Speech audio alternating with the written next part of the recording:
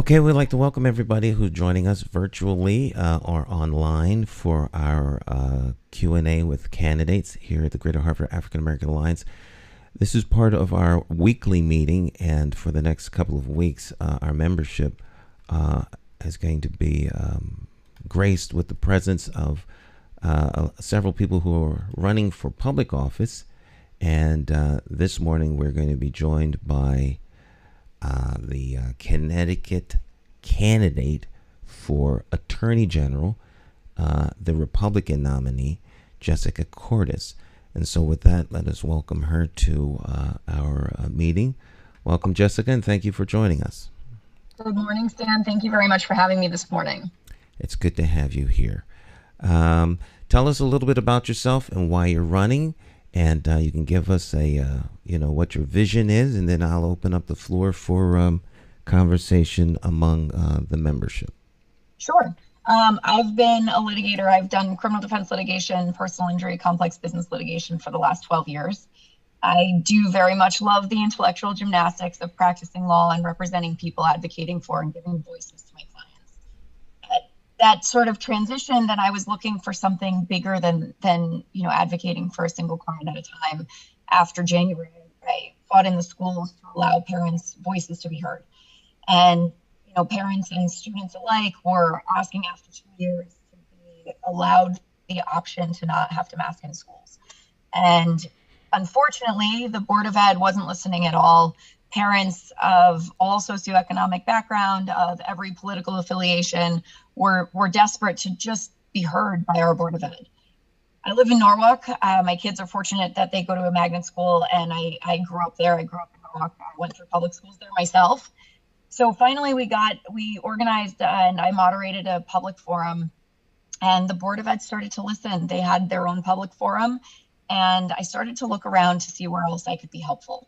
That for me is the AG's office. It's an opportunity to use that office to do what it should be doing and what it's intended to do. While the AG's office is responsible for defending the state when they are pursued in litigation, they are also responsible for doing so with an eye towards protecting people, towards protecting the citizens of Connecticut. That has not been happening. And I hope to bring back some humanity to that office to make sure that the office is really fighting for all of us. Okay. All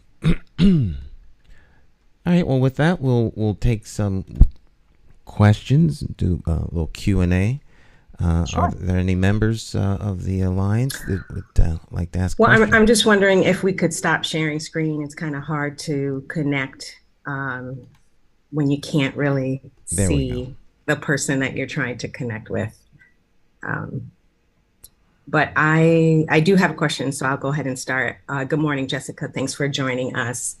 I was wondering if you could share what you perceive as some of the top priorities going into the office that you would be looking to address or focus on. Certainly. So the office oftentimes, I think, is used, unfortunately, as an extension of the Treasury to pursue consumer protection actions against corporations that serve our communities. What I think should be done, and is often not, right now we have an Inspector General that focuses on a very small portion of police investigations. I think that we all know the Police Accountability Act was passed in a few years ago, and it's been in place now for a bit.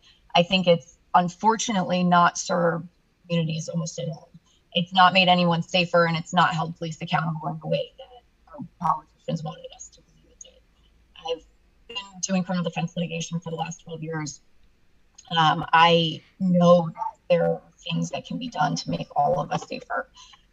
Sort of along that vein, in my practice, I see 80% or more of our cases have some sort of substance abuse or mental health overlay. And I think, unfortunately, the criminal justice system is often designed in such a way that that is where cases end up when there are other issues. Right now, the Purdue Pharma case is on appeal, but there should be commissions figuring out where substance abuse treatment and what we can do to help people going forward in that vein. Creating those commissions, finding out how we treat people in advance, we help help substance abuse on the front end, put in place long-term thereafter, and make that really an opinion that comes out of the AG's office when settlement money is distributed to help all of our communities, to make us all safer. Any other questions? Does that answer your question? It does. It does. If there are no other questions from the members, I'll go on. I had one other area that I wanted to explore with you. Sure. So let's do a follow-up for you, and then after you, Peter, because Peter had a question. So go on. I'm wondering about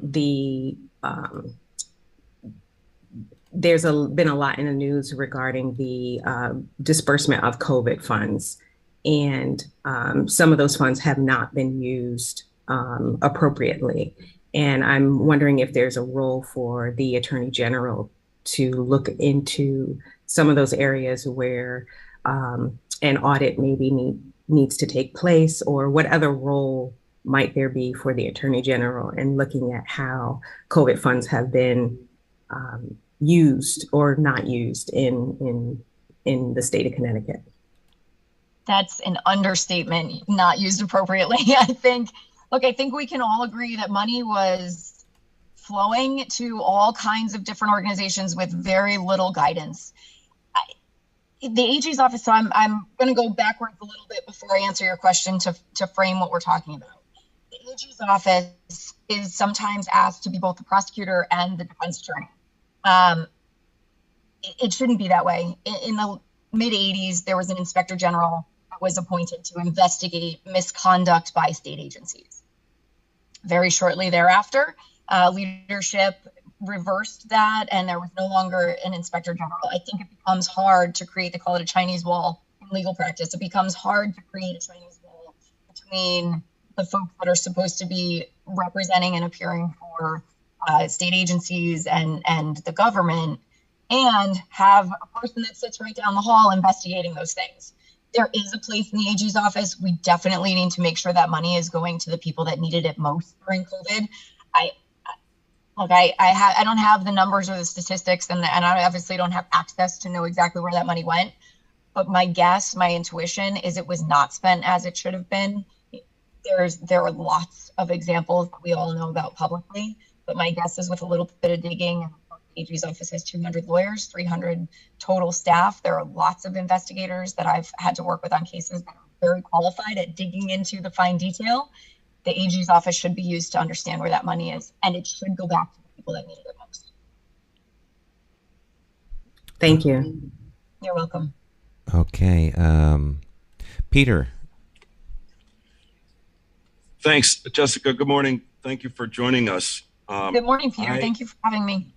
I am a relatively new member of the Alliance, co-chairing a committee that we established called Accountability Now, which for the last 6 or 8 months has been examining issues of accountability or lack thereof in the Hartford Police Department. So I was really interested to hear you say that you thought the 2020 and amended 2021 police accountability law at the state level is not working, is not serving the people. So I have actually a two-part question. That's the first part is, could you drill down on that a little bit more? And how is it not working? Do you Absolutely. believe that it was not sufficiently constructed, adequately constructed in the first place, or is it in the implementation that it's not working? And who is it not serving? That's a big question. So let's break it down a little bit. The Police Accountability Act has some very vague language that has not previously been defined by case law, and it's caused a lot of churn. So I'm gonna dissect it. We're gonna start talking about within the police departments, right? I think that police departments should function in such a way to serve the communities in which they're located. They should serve to protect people, to reduce risk of violent crime, all of those types of things. What ended up happening, and I'm going to sort of talk about this in two parts. First, as what they should be doing, and then what I see happening in practice. What should be happening, right, is we should be able to rely on the police departments to protect us, all of us. The issue with the Police Accountability Act is it takes away some basic authorities from the police department in such a way, because the law is unclear, that police often now don't know how to do their job. Now let's talk about it on the reverse end from the defendant's perspective. When we talk about things, I'll give you an example. Let's talk about search and seizure. The Police Accountability Act made changes so that a police officer can no longer, during, let's say, a motor vehicle stop, ask to search a car, right? But let's say that an officer functions outside of what is allowed by law and makes that ask anyway. There's no recourse, right? So I think we can all agree that cases sit on trial lists for far too long. I think we can all agree that there may not be sufficient probable cause or oftentimes sufficient information to be able to move forward, whereas the state would have a case that they could prove beyond a reasonable doubt against a defendant. And what has happened in society because of this, because cases sit, I have one from 2016 that is still sitting on the trial list. This gentleman is still waiting for his day in court. And it's 2022. There is no expectation that that case gets tried anytime soon. That should never happen. So we have failures in this Police Accountability Act. Look, there are some good parts to it. I agree that there are some things that it did that was helpful, but the reality is it was politically expedient. It was a Band-Aid and sort of a shiny object for our politicians to hold in front of us and say, here, look, I fixed your problem. But in actuality, it's not been fixed. We still have people that go to court and are resolving cases, sometimes with criminal convictions, that should not be facing criminal convictions, because oftentimes the choice is, do I come up with a plea agreement that I can live with, or do I wait until I might someday possibly get a trial? In the state of Connecticut, motions to dismiss and motions to suppress, right, where evidence is kicked out or a case is thrown out completely because there's insufficient evidence, those motions are called time of trial motions. Most other states, New York, where I'm also licensed being one of them, has a time limit. If we had, they're called omnibus motions. If we had omnibus motions that were no longer time of trial motions, there would be prosecutors reviewing files, police being concerned that their conduct would be called into question on a witness stand where they had to testify under oath, being questioned by a competent defense attorney as to what they did, right? So the Police Accountability Act, I understand the intention. I believe that there is a problem with our system and the way it works. I believe that it creates, so I jokingly say that, our court system is a building where convictions are, right, where people go to become criminals. So if I may, thank you. If I may, I'm a little confused because I wasn't aware that the Police Accountability Act addressed the right to a speedy trial, which is what I think you're speaking mostly of. Does it? No, it doesn't. But what I'm saying to you is that I think it failed in actually serving the purpose that it was intended to serve, right? The Police Accountability Act did set certain parameters, and I can understand the parameters, but the drafters of that law did not do a good job in making it clear and understandable. They certainly didn't use prior case law or give examples of terminology that they used. So it's led a lot of people, I think, the average person walking around on the street, police officers, defense attorneys, prosecutors, it's left us all wondering what those words are supposed to mean, right? And there's nothing. I've listened to some of the public hearings. I've read, which there wasn't much in that file. I've read some of the information. I've talked to both, other people that practice and do criminal defense litigation, as well as police officers, as well as union leaders, as well as the people that are impacted most, right? My clients.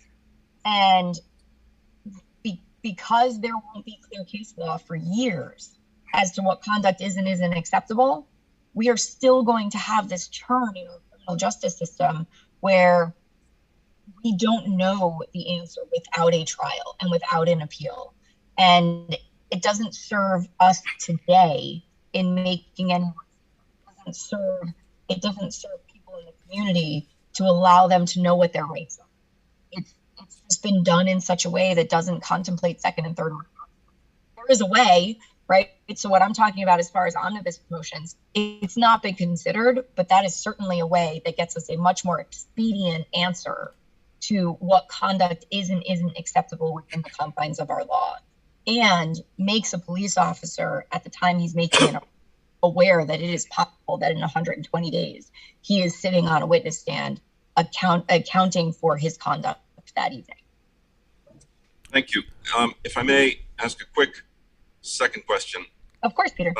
Which goes to the Office of the Attorney General itself. I'm not an attorney, so I don't understand the system like you do. My layman's understanding is that the office is as the top legal officer for the state, but its responsibilities are largely confined to civil litigation, bringing civil litigation, as you said, against corporations, being an example, and defending or advising state agencies when they're sued civilly. Is that accurate? And if so, I wondered how the voters will evaluate your qualifications and credentials on the civil side. You've certainly been involved in that through personal injury law. If I were a voter and I was evaluating the qualifications of a candidate for attorney general, I would look, of course, at their career background, their legal qualifications. You seem to have an impressive history there. I'd also look at because am I wrong? I think the Office of Attorney General has a lot of discretion about what cases it brings, and it requires judgment and discretion in selecting the cases. It becomes sometimes political, sometimes sensitive. And given that, and here I'm going to just throw something out, kind of provocative. An alarm bell went off when I realized that you were the attorney that represented Michael DiMeglio, a Norwalk police officer, in his criminal proceedings. You were able to reduce his criminal charges. This is the officer who, along with another NPD officer, was responsible for probably the biggest scandal at the NPD, which is full of scandal. I follow it in the last 3 years. So I would like to ask, what standards of judgment and discretion did you employ in accepting that case? Many lawyers I know say, oh, we don't get to pick our clients, but you do get to pick your clients. Why did you accept the Michael DiMeglio defense case? So we do get to pick our clients. And I think oftentimes that, as we all know, what's published in the media is not the content of what's actually happened in a case. So I think, we often get snippets. I can tell you that my job as a criminal defense lawyer is not just related to the case at hand. And I know that sounds like I'm subverting the question. I'm not. My responsibility, in addition to representing and advocating for my client, is making sure that I'm holding the system accountable, right? Because it's protecting all of the rest of us, making sure that the state has done enough to prove their case, making sure that procedure and protocol were followed. Every single person, you and I included, are entitled to representation by an attorney. And we must, at every turn, make sure that the system is held accountable. To go back to the original part of what you had said, and where you're questioning what else qualifies me for this role. So in addition to doing criminal defense litigation, I've done SEC fraud cases in the city. I've been involved in 1983 actions at both a federal level and a state level. So we have oftentimes pursued cases against teachers, against officers, against all kinds of different organizations that are associated with or ultimately defended and represented by a municipality. So I think if perhaps better than someone that has served on the other side of it, I understand the justice and the outcome that we are searching for in advocating and representing the state in those cases. And I think another piece that's really important to focus on is that our Attorney General's office should not be litigating cases for the sake of litigating them. And what I mean by that is, it is as much my responsibility as a lawyer for my client to inform them when they have liability associated with a series of facts that have happened, and be able to resolve the case in a way that is reasonable and just. So I think that at times, and you will hear Attorney General Tong saying that it's his absolute job to advocate for and defend and represent the state and the governor and things like that. And he's right. Constitutionally, that's his job. But it should be done through the lens of serving the people and communities. And the reality is that sometimes we have to have hard conversations with our clients to say, look, the people that you are responsible for, they did something wrong, and we need to make it right by coming to a resolution. That's not to say that the coffers are open, right? That we're settling cases for all kinds of amounts of money, but doing the right thing and litigating for the sake of litigating are two very different concepts. Okay. Angela. Peter, I hope that answers your question. Good morning. Thank you. Not entirely, but thank you for that answer. I appreciate it. Angela, you have the floor. Good morning, Ms. Kordas. Just a couple of quick questions, one regarding health and the other on education. As it relates to reproductive rights and all that is in the news regarding the right to for women to choose whether they would have an abortion or not, I'd just like to know what your public stance, if you were to become our next Attorney General, what your stance would be. And then also, how do you feel the Attorney General's office can impact the continual academic achievement gap in the state's responsibility to educate our youth? All right, so the first one is easy. So look, I think that the court in Dobbs got it wrong. There is a CT Mirror article that just came out 2 days ago that has a very in-depth explanation of where I stand on choice. I don't think that it is. I think the court's wrong. I think it'll be challenged again. I'm pro-choice. Look, I have never been put in a position where I had to make that choice. I'm thankful and grateful I didn't have to make a choice. But I don't want to live in a world where it's not an option. So that's part one. Oh, the educational achievement gap. Look, it is incredibly frustrating. Growing up in Norwalk, I can tell you this. I can tell you that diversity is an amazing thing. I can tell you that our school has hired Temple University to go through and provide us with new ideas about curriculum, how to bridge that gap. It's disheartening for me as a parent to listen to the answers and the solutions that are proposed, because for the first 45 minutes of a very long presentation, we heard lots of every child is unique, every culture is unique, every background is unique, every individual is unique. And at the end, they grouped children by race and gender to decide how they should be educated. I think we need to educate every single one of our children as though they have the most extraordinary capacity, because every child does. Every mom wants the best for their kid. Every child wants to have opportunity. Look, I don't know the perfect answer, but I think that it starts by making sure that parents and children and educators are involved in the conversations, and that we don't have a situation where our administrators in Hartford are making blanket rules and requirements that they, from an administrative office, believe are going to help the children in our communities. Okay, thank you. Does that answer your question? And yes, if it doesn't, please tell me why. Paul Willis. Yes, thank you, Mr. President. Glad that you were here, Ms. Kordas. My question has to deal with what is your stance in regarding to consumer protection, and would you be in favor of expanding the powers within that particular department in the state of Connecticut? Is there something specific, Paul, that you're asking about with regard to expansion?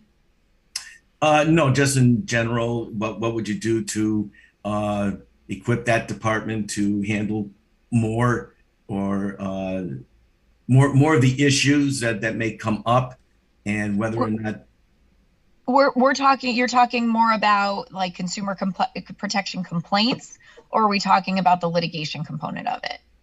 I would say both. I would say both at this point. Okay, so as far as litigation, look, we can look back in the history of the AG's office in Connecticut. And we know that when Blumenthal was in office, he brought suit against everyone, and he tied up many small businesses for a very long time when I don't think that was necessary. I think the AG's office should be, I mean, look, the AG has the ability to go to the legislature and raise their hand when they see something happening over and over again that's resulting in this litigation. And whether that is clarifying statements about the law or whether it is issuing an opinion to the legislature when they're reviewing some law that surrounds consumer protection, I think it's the absolute responsibility of the AG to prevent those cases from having to be brought in the first place, right? Especially if we're seeing that happen time and time again. Consumer protection cases at a litigation level, right, are driving businesses out because they take forever to resolve. They get stuck in limbo. Our court system, as we all know, is slow and litigation is not expedient. That being said, when companies do things wrong, like Purdue Pharma, right, they stepped outside of what they should be doing. They hurt a lot of people. Substance abuse is at an all-time high, and you know, nothing was being done. They needed to be held accountable for what they did. I think it is appropriate to bring litigation where it should be. But the reality is at the complaint level, you know, when Jepsen was in office, he was responsive. He reached back out to people. He responded to them. I know personally a number of people that have made consumer protection complaints and have not gotten a single response. That's absolutely unacceptable. We need to find a way to streamline our systems so that attorneys or our staff or people within consumer protection are responding, and they're responding in an expedient way. Having things float around or being unresponded to is just unacceptable, especially within that office. All right. So Answer your question, Paul? Yeah. So would you expand the office to allow for more staff to address these issues? Look, I think that expanding anything without figuring out where there are inefficiencies doesn't make sense, right? Because we all know that there are efficient ways to do things and inefficient ways to do things. And when you start talking about efficiency studies and looking into who's doing what and what's taking a lot of time and what's time suck, there need to be consistent and better procedures to making sure that things are happening quickly. Expansion may be something that's required, but we have to figure out where we're losing time and efficiency before we make that decision. Thank you. Colin? Good morning. Thanks for coming. I have a question for you as as a Republican. Sure. What is your thoughts about the set aside program that the state has for minority contractors? And what is your view on that? You know, we're just starting to talk about this. I'm waiting for some information to come over about this. I think everyone should be on a level playing field when we're making these decisions. The reality is I don't know enough to be able to go into depth, Colin, to answer your question. And if you send, I'm looking at a chat, if you send your contact information in the chat, I'm happy to have a conversation about it with you sometime later this week once I have an opportunity to review everything, and then we can talk about it. Okay, thanks. I will do that. Thank you, Colin. Okay. That pretty much brings us to the end of the time we have allotted. And so we thank you very, very, very much for joining us this morning, and apologize for the little technical glitches that you were experiencing earlier. Of course, Stan, thank you very much for having me. And you guys have my website's jessicakordas.com in the chat. You can reach out to me there. There's an info email. You can certainly reach out and we can continue the conversation. Thank you very much. And thank you. Continued success. Take care. Bye-bye. All right, so that was Jessica Kordas. She's running for Attorney General here in the state of Connecticut, and she's the endorsed Republican candidate. And so that'll end her time. We do have a second guest who should be joining us momentarily. We'll give him a few minutes, and if he does not make it here, we'll end our broadcast and thank those of you that are out there joining us. But for those of you who are watching us, we'll continue just a little bit with our regular meeting. This is what it would be like if you were to join us. Mr. Dawkins, you have a question, sir. Oh, no, that you didn't take it down. Oh, okay. Very good. All right, any questions, comments?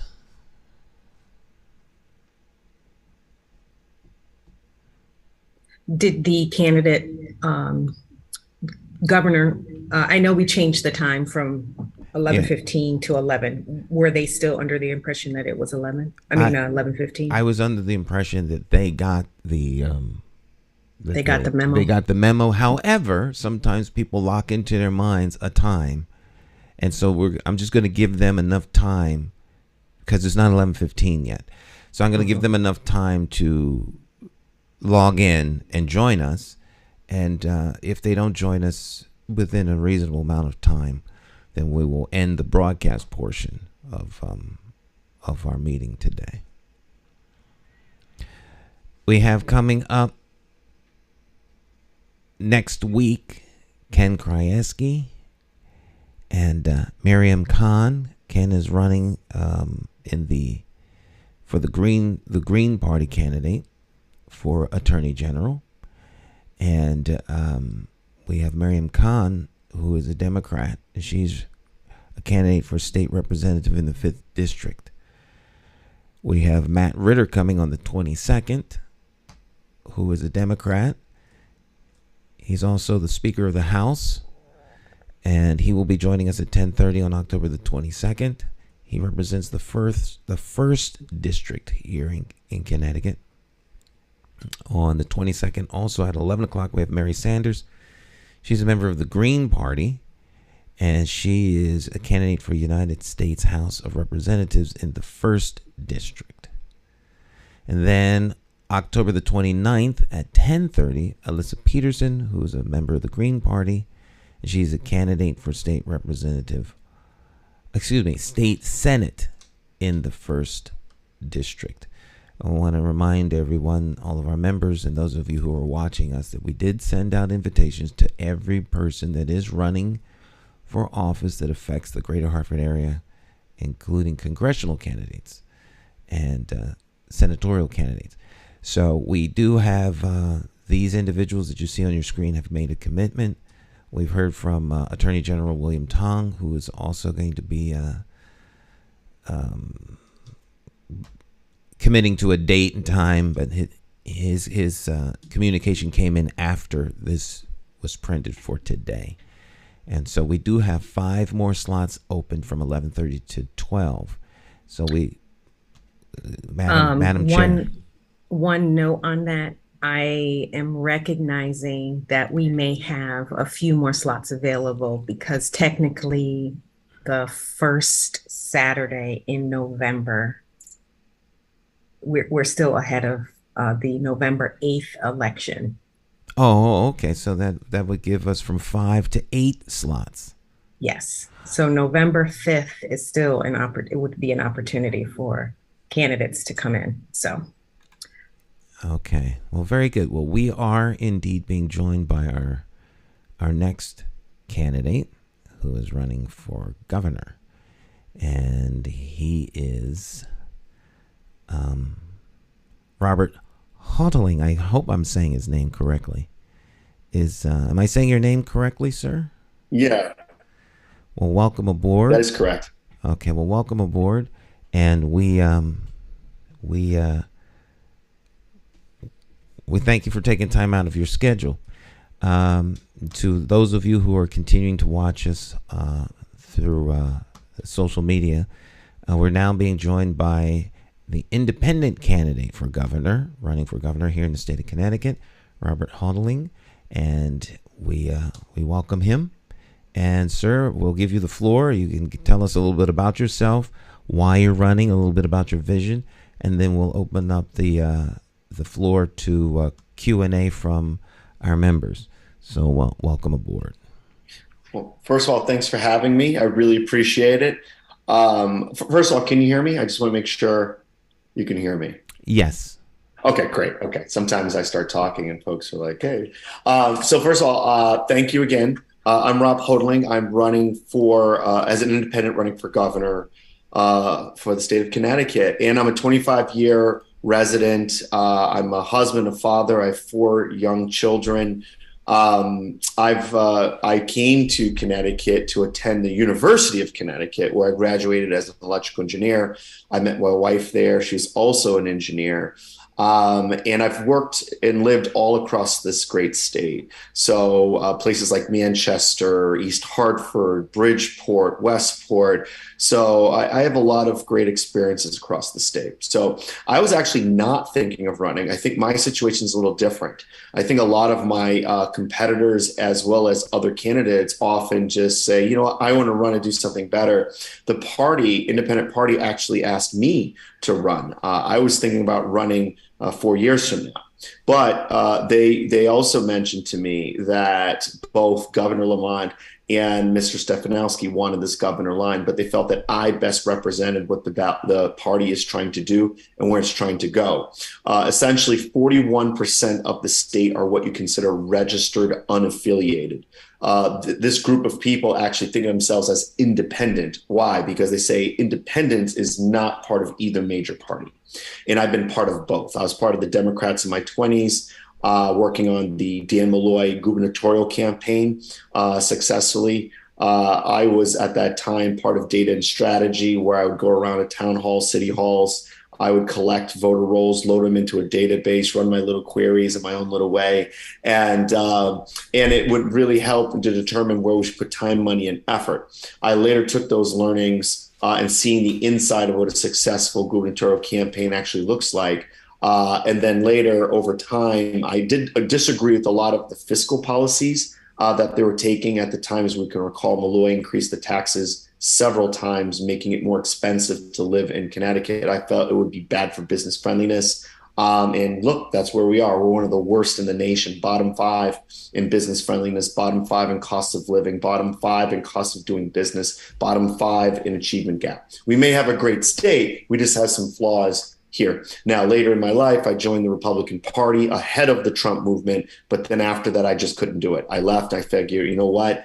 I'm what you consider a centrist. I'm a moderate in the middle. That may not mean a lot to a lot of people, but for me, what it really means is that I can take the best ideas from anywhere. I'm only beholden to the best ideas, not a party.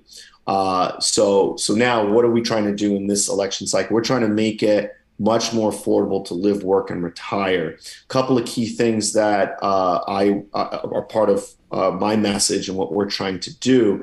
And I don't know if everyone on this call saw the governor debate, but I'll sort of replay a couple of key items from that. First of all, economic plan and taxation. We believe in two parts, right? Businesses need workers, workers need businesses, right? It's two sides of the same coin. We shouldn't be pitting businesses against workers and vice versa. We need to work together to make sure all boats are raised.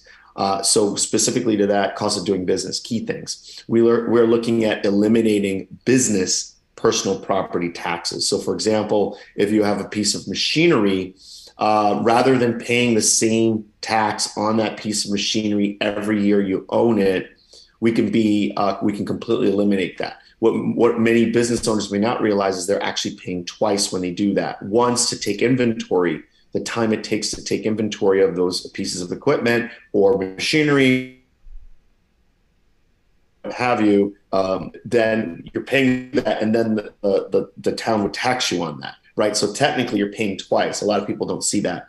The administrative hurdles for that as well can be sometimes complex and time consuming. And that's one way of addressing cost of doing business. Another way is eliminating motor vehicle taxes. There are a number of states who do not basically charge you for having a vehicle or for having equipment. It has been done in numerous states and is proven to be better for cost of doing business. Now, separately, we are well aware that towns get 65% of their revenue, or 65% of their tax revenue is spent on education.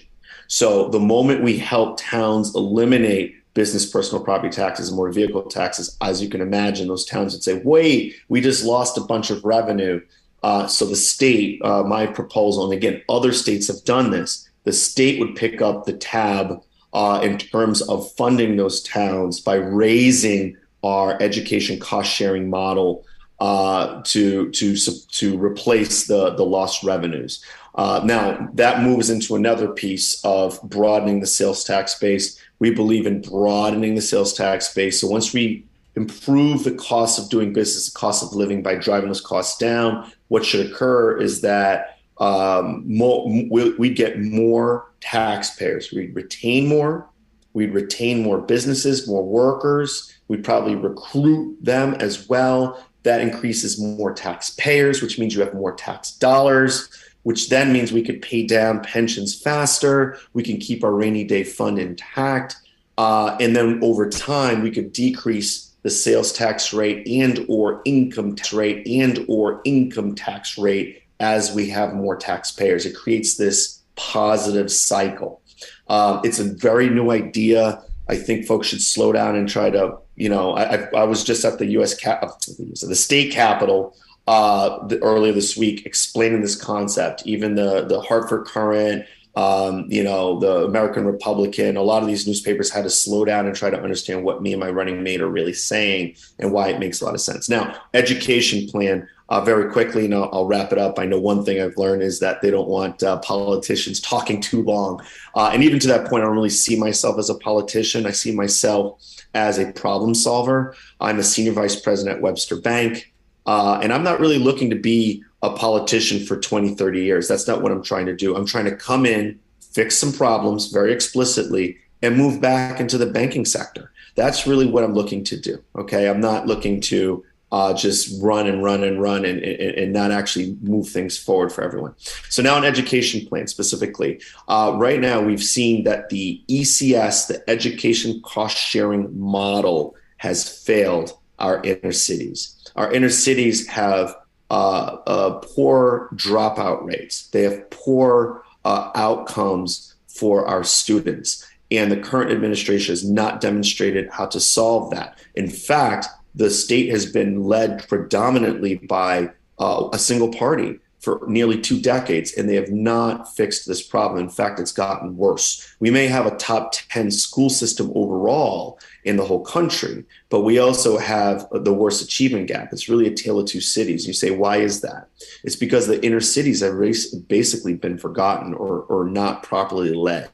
So a couple key things. We look at switching the education cost sharing model that funds our schools into one that's based on student outcomes, meaning instead of it being based on how much money you make or your zip code or your income, your property taxes, we're switching it to based on classroom size and student teacher ratio, which has been correlated or attributed to the best means of success for students. So we really believe that. Then we're looking at separating, not defunding, just separating and improving measurability of true education funding versus social spending. So for example, a food program, we still need to have those, but a food program is not the same thing as paying teachers to teach students. I think most people recognize that as a matter of fact. So what we're looking at doing is instead of bundling everything and going, hey, we funded Hartford, but really, what are you looking at that, or Bridgeport or New Haven? You need to say, okay, specifically in this area, we need to make sure we fund a Hartford or Bridgeport or New Haven or whatever properly. And then over here with our social spend, doing that properly. So then another concept that we have that's rather new is raising the level up from regional delivery of services. I'll slow this down very quickly and then I'll wrap it up. So regional economic councils, they're called RECs. So they deliver training and curriculum, standardization. They actually run magnet schools. They do a lot of great things.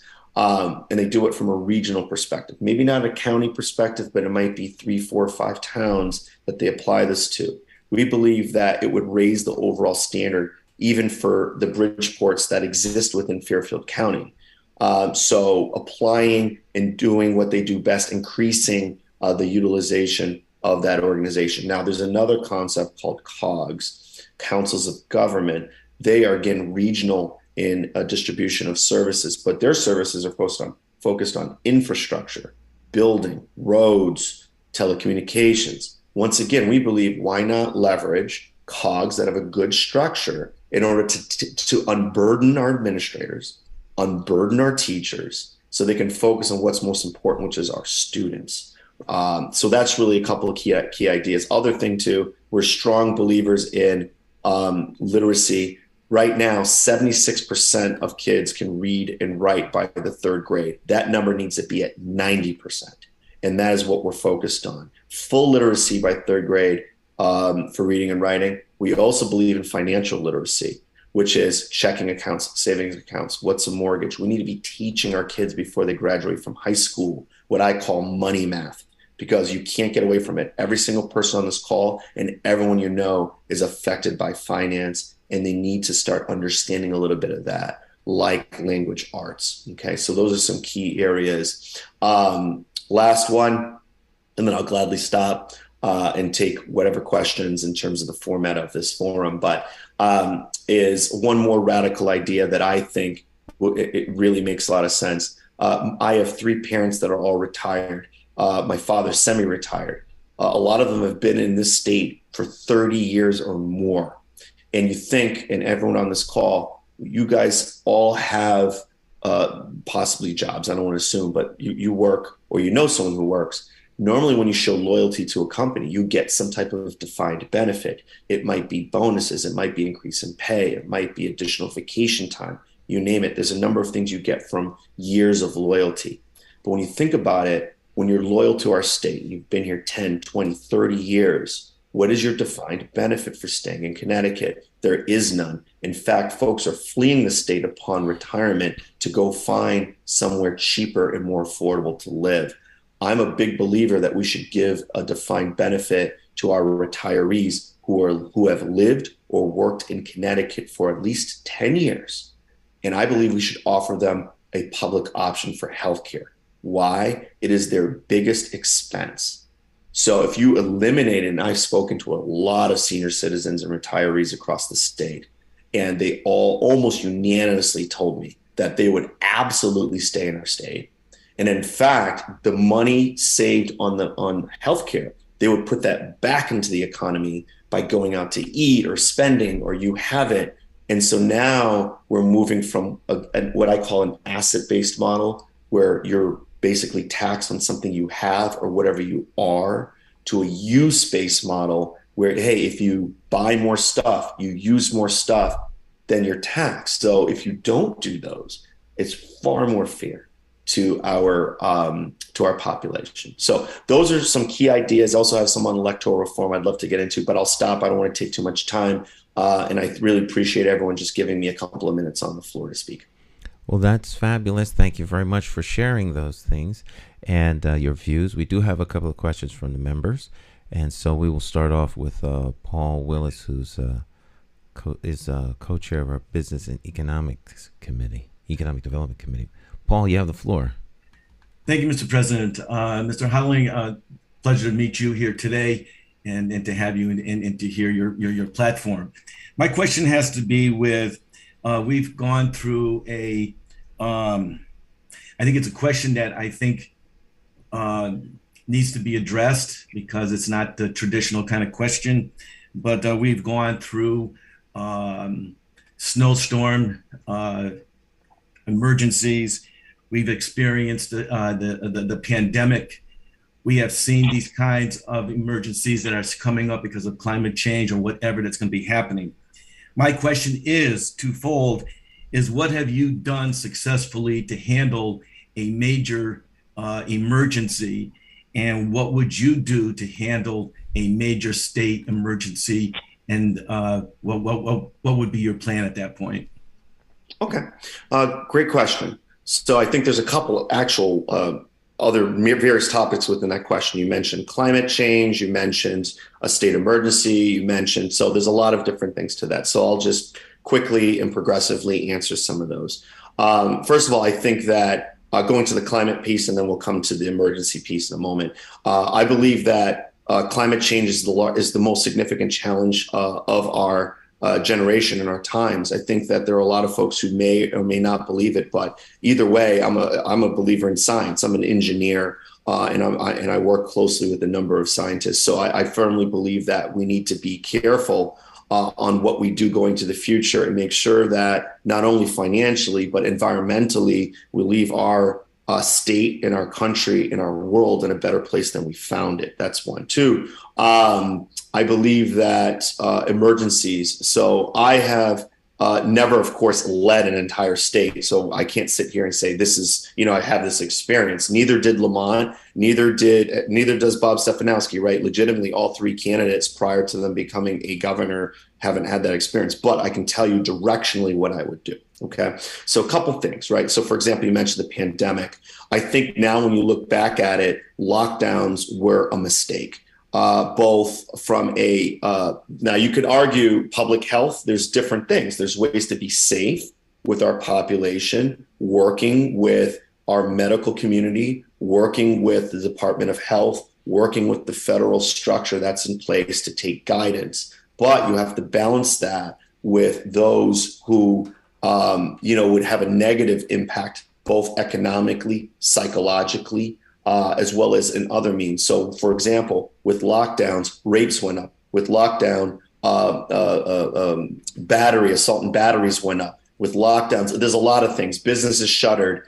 A lot of people were financially impacted. So now you have to balance that with the public health considerations. So masks and mandates. I'm not a fan of mandates. Okay. So from a pandemic emergency perspective, I don't think you should force anybody to put anything in their body.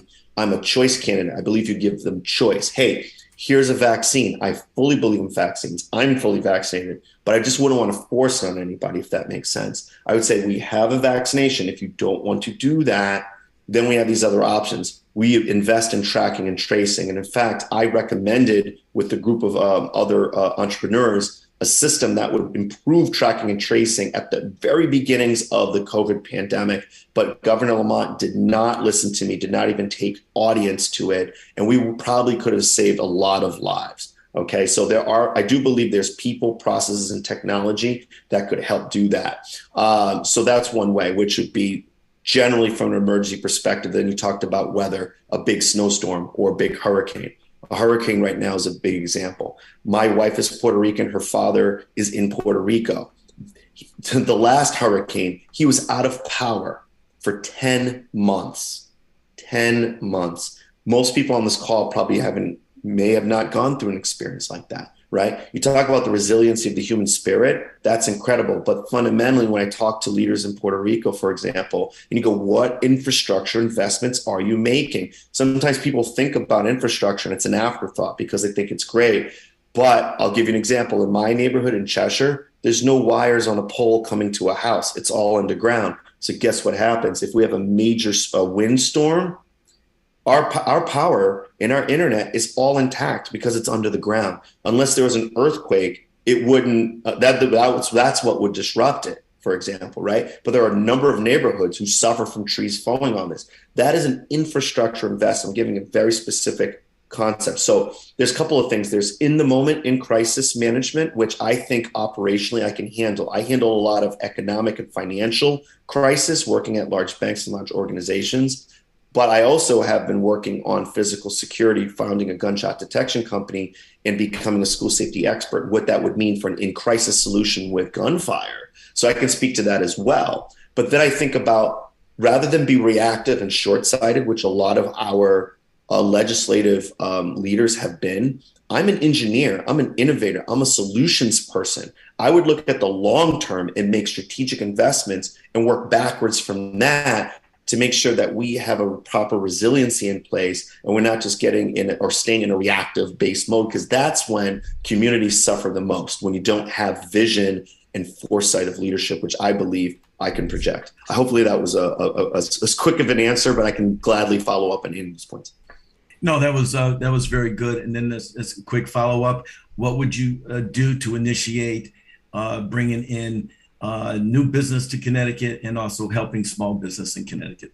Yeah, absolutely. So apart from the earlier cost of doing business, I have a lot of new ideas that even other leaders have never heard of. So for example, from the technology sector, I don't know if anyone knows what Amazon Web Services or AWS is, but in this world of technology, cloud and all that, there's this concept of a free tier where they say, you know what, put up your business. We won't charge you for 2 years. You have this free tier. And then if you're not successful, then normally you would shut down, because why? Most people know startups, the hardest time for new business is its first 2 years.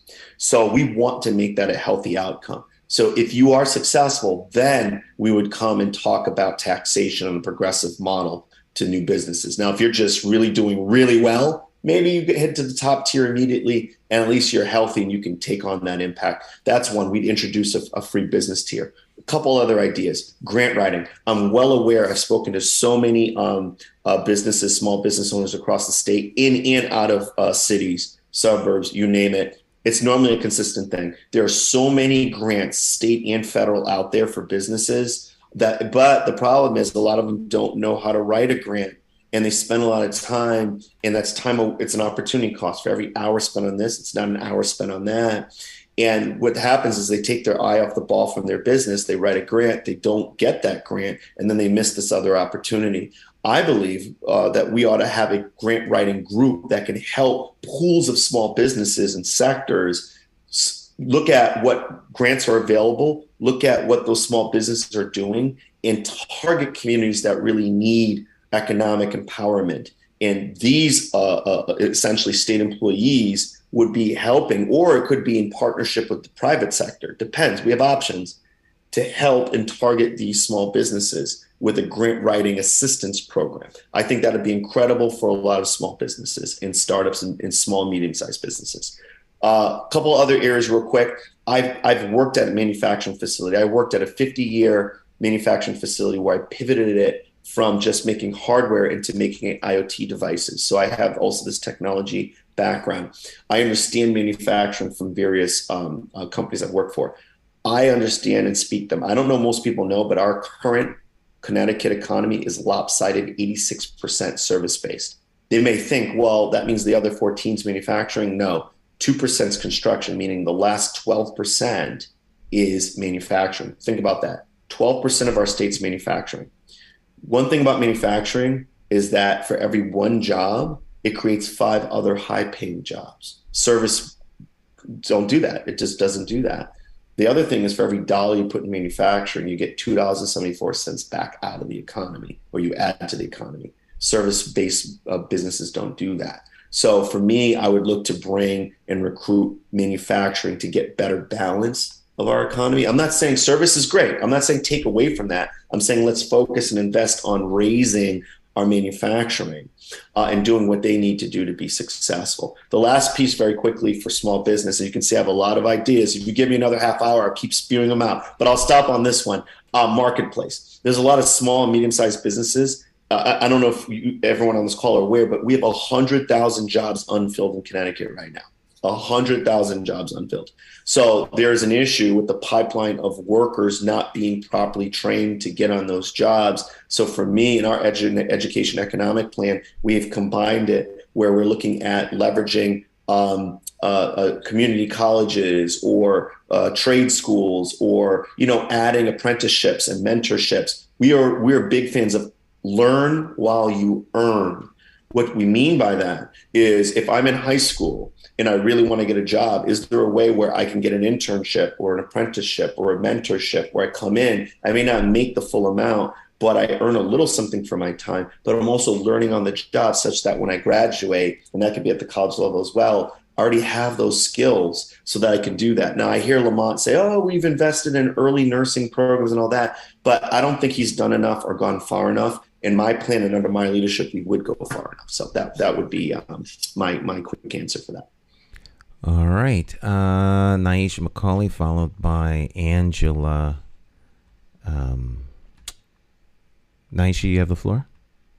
Thank you. And thank you, Robert, for joining us this morning. I had one comment when you mentioned regionalizing some aspects of services. Good luck with that in Connecticut. But apart from that, you mentioned a wealth of ideas, but I'm interested in what you see as should you become governor in 2023, what would be the number 1, 2, 3 sort of priority that you would be focused on? Sure. Number 1 priority is cost of doing business, cost of living. We need jobs. We need employers. That's key to our economy. Polls show the average Connecticut citizen still cares about jobs, economy, inflation. That's number 1. 2, closing the achievement gap, the education plan, the earlier points I made. That would be our second priority. Third is our long-term labor shortage. CBIA states that that's our biggest issue. If you guys saw the debate with Mike Heideck and Gracia Gomez, they're talking about how we have a teacher shortage, we have a police shortage, we have a medical worker shortage, we have shortages across all sectors. That goes to the earlier point about cost of doing business, cost of living. People are leaving, jobs are open, and they're not being filled because people aren't properly trained or educated in order to service those jobs. So when you put all that together, that's going to be critical to our state. The other one that I'm looking at closely is affordable housing. That's a huge issue in our state. And I believe that we really need to level the playing field of developers and towns. That's one. But two, we do need to take a look at that. The 10% requirement, there's 50% of the states who have even submitted a plan. I think it's a mixture of a lack of respect and a lack of priority from the governor. So for me, I would make sure to go to each and every town mayor if I were elected and who did not submit a plan, and work with them to say, okay, what can we do with your town to make sure that we have the proper level of affordable housing for the people who live in that community? So the people who work in that community can also live in that community. I'd also look at making our cities more vibrant. I think part of the reason we have an affordable housing crisis in Connecticut is because our cities are not vibrant. Jobs are leaving, shops are leaving. It's just not cool to be in a city right now in Connecticut for whatever reason. That's just the general psychology. I think that we need to invest in making these cities greater places to be, sort of like Stamford is, or sort of like New York City. Why is New York City an attraction? Why can't New Haven or Hartford or Bridgeport be that type of attraction? We need to, and again, that comes to crime. The last piece would be crime. I believe the old adage of the best solution to crime is a great job with a living wage. If you give enough people that, I think over time you'll see the trends show that with economic empowerment jobs that would come down. So those are sort of like 1, 2, 3, 4 priorities. That would be my predominant focus. Okay, Angela. Good morning, Mr. Hoddling. Just a couple of quick questions. One, if you could share your, stance should you be elected governor on just 2 issues. One, reproductive rights, particularly as it relates to the right to choose and access to legal abortion. And 2, your stance on immigration policies and where Connecticut would sit in the process of dealing with both immigrants from foreign countries, as well as many of the folks that are fleeing environmental impact, negative impact of hurricanes, fires, floods, what have you. So both for non-citizens and citizens. Where would Connecticut play a role? Yeah, so great question. So first, on a woman's right to choose, emphatically, I stand with a woman's right to choose.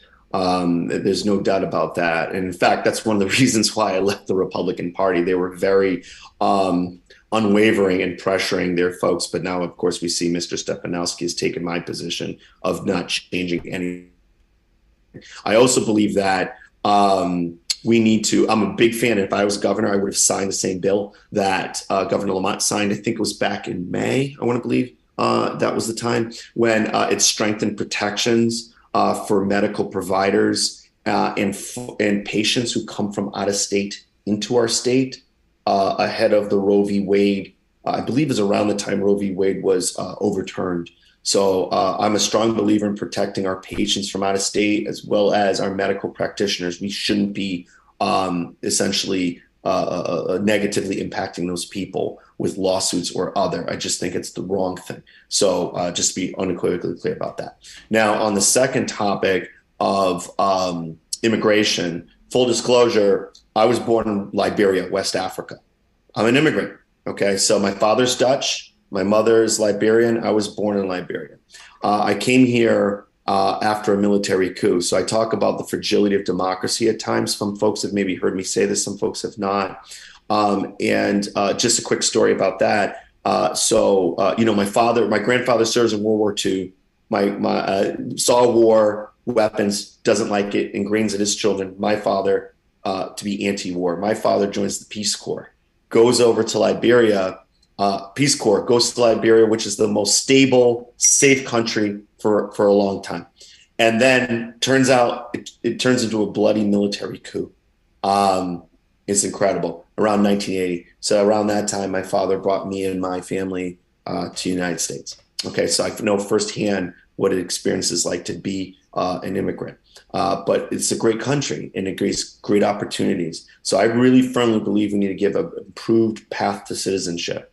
America is founded on immigration, forced or not, right? As we know. But it's been built on the backs of many who have come from other countries, right? And that's one of the reasons why America is the greatest nation in the world. And so I think as it relates to that, your last point about, I believe it was about environmental issues or disasters or emergencies, and what do we do with immigrants? I believe that although immigration is a federal issue, the state needs to be active working with the federal government and bodies to make sure that our citizens are properly taken care of if they're immigrants. But there are some who've been in line, for example, for 20 years, and then there's others who, for example, may sneak over the border. We have to figure out a best way to handle both those populations. I think it's wrong to have someone or family, and I have personal family, for example, right, who've been, quote unquote, doing it the right way in their country, waiting 10 years at a time. I know some people who came across a border, and you're like, boy, what's fair? It's a very challenging concept, right? And something to discuss. It's more than a concept, it's an issue.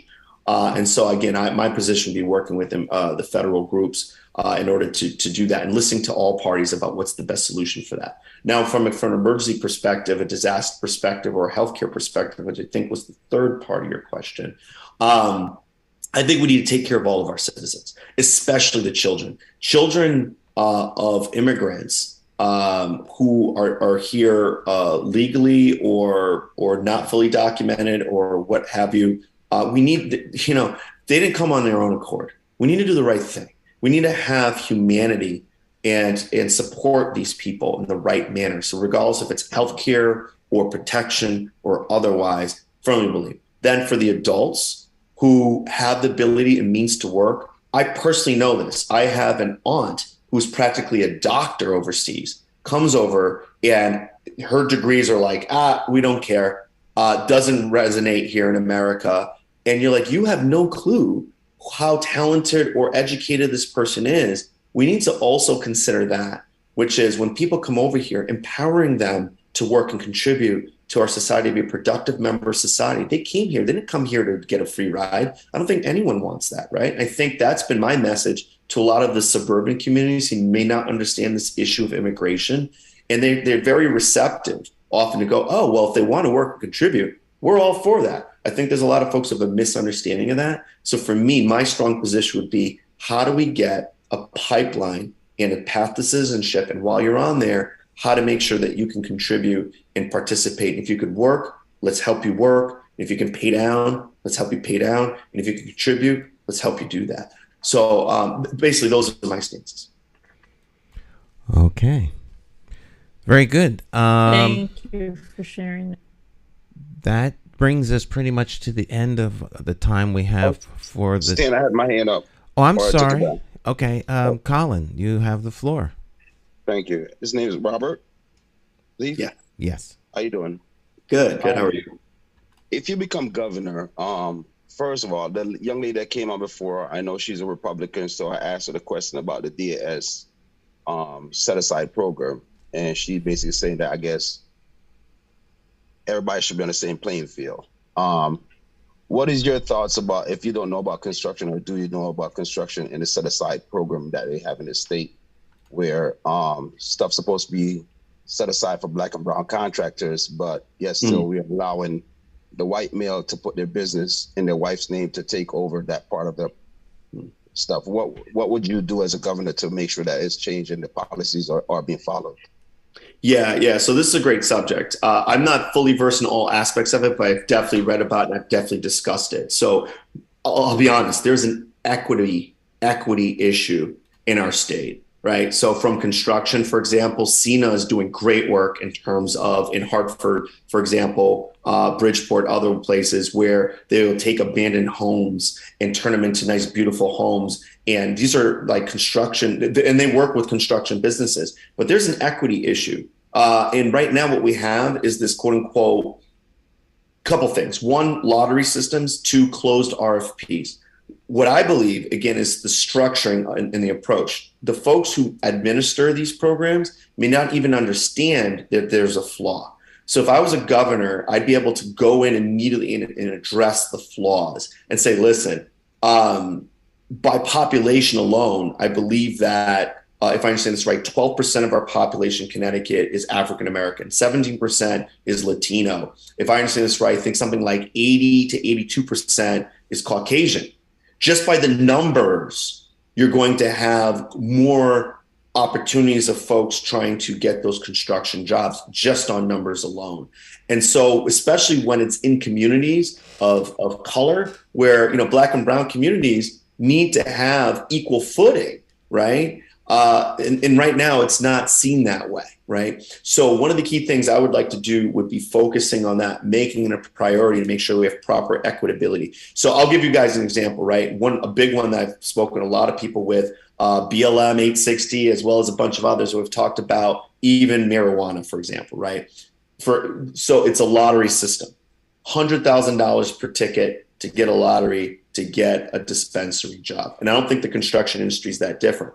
Problem is, historically, Black and brown communities, don't have money like that readily available, and they don't have access to money like that readily available. So folks will scrap up to put together $100,000 to get one lottery ticket in on something. Meanwhile, you have others who have millions of dollars. They can buy 10 tickets, they can buy 20 tickets, and then they won the lottery. And you go, well, it was fair.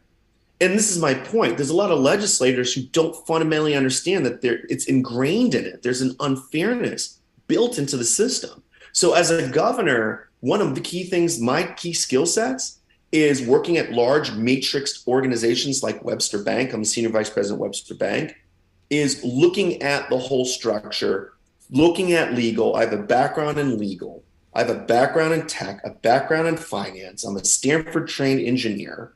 I can go into that and also, from my multicultural background, understand what it means to be on either side of this thing and say, guys, do you inherently understand this is not fair? And here's how to fix it, not just point at it and say what's wrong with it, but actually give recommendations on how to fix it. So I think I'm best positioned to do that as governor. Well, since you don't understand, to make it clear a little bit, there's 169 towns in Connecticut. There's a set-aside program from DAS. Forget about the City of Hartford housing or whatever it is. We're talking about major projects that are $150 million. There is a set-aside package for minority business. So what's going on is that instead of minority business getting those projects, white males are putting their wife's name inside that for the business, and they're actually recovering those jobs as minorities. So there is over, if you take the number of Black and brown contractors and add them together, there is more women-owned business that's in the state of Connecticut doing construction. Right. So just for you to understand, not the houses. I understand. So basically what you're saying is we've grouped minority where we say woman-owned, actual minority, culturally, as an ethnicity owned, or veteran owned. And so the woman, what you're saying is wealthy Caucasians, their wives put them there. And because it's women owned, it's still considered quote unquote minority, and then they fulfill the obligation or the base requirement for the project, is what it sounds like you're saying to me. Yeah. So the larger white firms will start a business in their sister's name or something like that. And they're supposed to sub out a certain percent to minority firms. Right. They're subbing it to the white ladies that they're creating themselves and actually getting away with that. So there is an issue inside of this DAS system on oversight. But that's why. So and I think Colin is the name, right? But Colin, I think my answer still holds true, which is going in there and explaining to them the fundamental unfairness of it. They may not recognize it's unfair. And looking at it and restructuring, I still think my answer is still true and correct in that going in there, taking a look at the validation. And I mentioned a closed RFP process earlier. Right now in Connecticut, we have a transparency issue. There's two sides of it. It's how are things awarded, right? And the unfairness of the qualification. Maybe it means breaking out Caucasian women from Black and brown communities or ethnicities or cultures. That's a restructuring or revalidation. That's one potential change you can look at. But it takes someone talking to legislators and having them understand the fundamental unfairness in terms of equity, right? So that's one. Two is transparency. The Democrats or Republicans both can't say anything about transparency. They had total lack of transparency. And sadly, and I say this, there's a lot. Listen, I come from the Black and brown community. Folks just vote blindly for Democratic. Who controls this right now, Colin? The Democrats. They have no inclination to really make a change here. We have to hold them accountable and let them know that that vote isn't built in automatic so real change can occur. So right now they have a fundamental issue with transparency. And that transparency issue is how did you award this project? How did you arrive at this conclusion decision? It's not public. So I'd ask you, Colin, have you ever seen, and you understanding this issue, have you ever seen the outcome of how it was awarded? Do you have any information or any report on it whatsoever right now? Repeat that last question. Have you ever received a report of how a project was awarded? Yeah, it's CHRO has the whole list of how the project goes out, and every time a project is going out, it actually is posted for you to bid on it. So the bid. Yes, the bid. How do you award the bid? Do they say, hey, there is a system where there is an open bid where you have a CM, that's a construction manager, and then you also have a section where it's a general contractor. In the CM section of it, it's an open bid. So it's meaning that you put your price in an envelope, you drop it off to the agency that is going to be doing the bid. They open up the envelope in front of you, and you know from that day if you're the lowest bidder. On the GC side, everybody tallied the number to the GC. The GC pick and choose who he really wants to be on the job. So he could call me up and say, hey, you're $30,000 higher than the next guy. And if I feel like and look into it and see, hey, I want the job and you take it for that, that's how that kind of works. Yeah, but see, the GC has more power in that scenario that you just gave me. So the GC doesn't really have guidance on how they award. There's no measurability to it. There's no quote unquote. I don't. Some people don't like to use the word quota, right? But the point is, for every one of these, or every two of these, or every three of these, you do one of those, right? You can constantly go as a GC. Sorry. So there is. So not to make it go up, but there is a quota, because if it's a state or a city job, there is a quota of how much percent of it needs to be going to a woman-owned business or a minority. So there is already a quota. There's a number that's set that they have to meet. Yeah. Yep. So, but then further, if the same groups keep getting the same jobs, you're not really spreading to make, essentially the government becomes a picker of winners and losers over and over and over and over again. And I think that that's part of the issue. Again, taking a fresh look. If you've ever looked at the ultimate outsider, that would be me.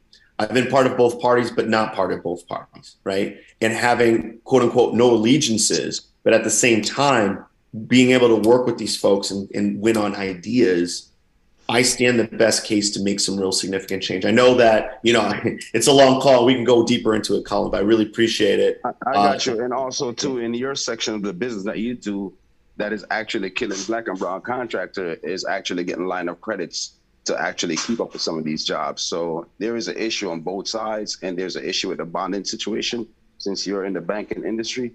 Yeah. So So at the end of the day, the state is paying a lot of money on bonds to keep Black and brown contractors off, which it could be savings to projects instead of being wasted on bonds. That's all I got to say. Yeah, and that goes back to my earlier point about financial literacy, and I know we can move on, but it's not just financial literacy of the individual. What is a checking or savings account? For me at Webster, just to be clear, I do retail online banking, both for consumers as well as small business. So, and I work with other leaders. I'm essentially leading the digital front end, right? So if you need to apply for small business lending, if you need to apply for a small business deposit account, that's also my group, right? And when I look at it, I can tell you right now, disproportionately, Black and brown communities do not understand how to apply for or qualify for lines of credit. And they also don't understand how to work backwards from being more highly rated or considered for better rates on lines of credit. There needs to be a movement of financial literacy across Black and brown communities. There really needs to be, and that's why I'm a champion of it. So these are really great questions, Colin. And I really appreciate Naisha and Angela. So thank you so much. Okay. Well, that does end our time for this morning. And we thank you for stopping by. If you want to give people real quickly contact information, that would be helpful. Yeah, so absolutely. I'm going to, because I'm a tech guy, I'm going to drop it right in here. Boom. So you can see how quickly I type, right? So in the chat, I do Zooms and Teams and you name it all day, every day. So yeah, Hoddling, 2022.com or robertbhoddling.com. There's also ctindies.com. So I appreciate you guys. I'm just hoping I can win your support. It may not seem like, and I think also I'll end on this, and I like to end on this, which is 41% of our state are unaffiliated, not a DRR. They control the fate of this election. And if the unaffiliated vote for me, I win. It's that simple. And the state would go in a different direction. So if you think that Governor Lamont and all of the folks that are in his circle are doing the right things for you, then vote for Governor Lamont. That's fine. If you think Bob Stefanowski has better ideas and a better approach to improve your lives and your community's lives, vote for him. But if you really fundamentally want to go in a different direction, it's the definition of insanity, as they say, it's attributed to Einstein. If you keep doing the same thing over and over and over again, how do you expect to give a different outcome or different, right? So I would ask you guys to seriously take a look, and your vote will not be thrown away. Your vote would actually show that it's not automatic to either of the major parties, and that they are being held accountable because you want change. And in order to do that, you have to start acting differently, thinking differently. That starts with voting differently on November 8th. So hopefully you'll do that. And hopefully I can continue the conversation with everyone here, as well as all of our various communities. And I really appreciate the time, and thank you, everybody. Thank you very much. All right. Thank you. Okay, so that ends our time and our discussion with our candidates, and we thank those of you who have joined us online for doing so, and we will see you next week with another invited guest running for public office. Thank you for your time.